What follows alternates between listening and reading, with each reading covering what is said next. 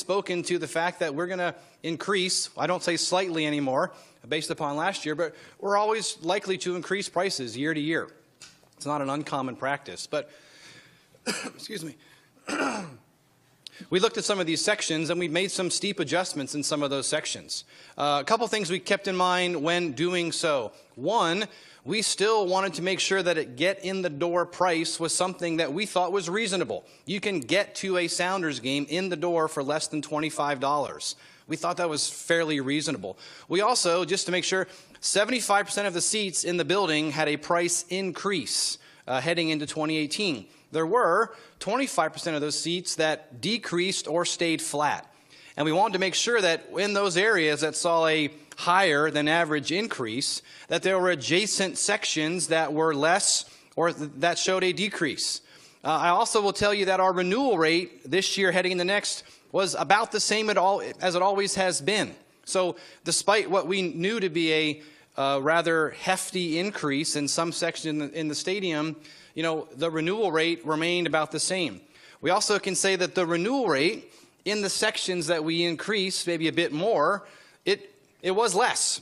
And we certainly went into this pricing structure and strategy session fully knowing that. But not surprisingly, the sections adjacent to those sections, we saw like an increase in the renewal rate. So there's a lot of equation and formula that goes into why we do it and how we do. But we always, you know, I can assure you in the back of our mind is a couple things. One, the get-in-the-door price.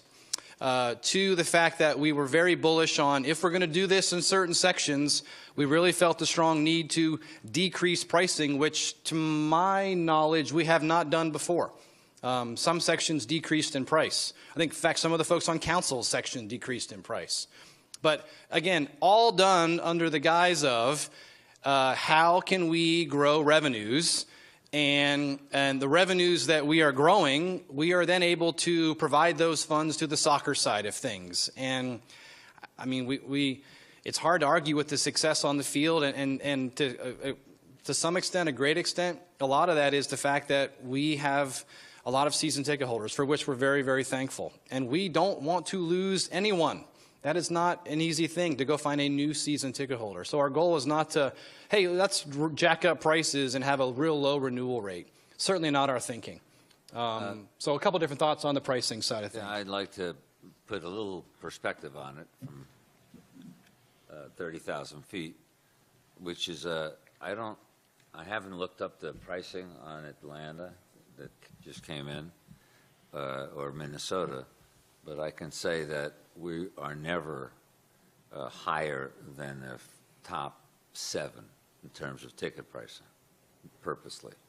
So there's always 6 or 7 teams ahead of us. There may be 8 or 9 teams now, because I know LAFC is going to have to charge a pretty penny. So we purposely make sure that we are not anywhere close to the top ticket price.